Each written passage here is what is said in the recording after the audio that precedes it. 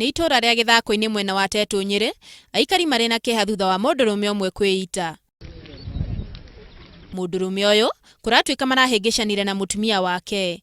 Nginyagia rĩu mũtumia wake aramũkĩra ũrigiti thibitarĩ-inĩ nene ya Nyĩrĩ tondũ nĩ arahũrĩtwo nĩ mũthuriwe ataneita. Nĩ ndĩraiguire mbu ngiuma hakwa tondũ hakwa ti haraihu na mũciĩ ũcio.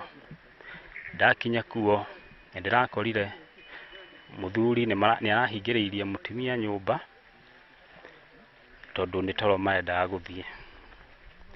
Ithuĩ nĩ tũrageririe mũno kũhũra mĩrango na mũrango nĩ ũrakĩhingũkire, no wahingũka tũtinakora mũthuri nyũmba.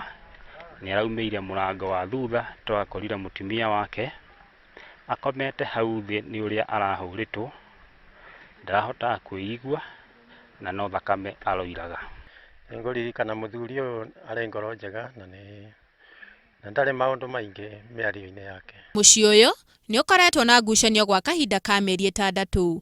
Handũ-inĩ ha Inooro TV, njĩtagwo Wangeci wa Kagũre.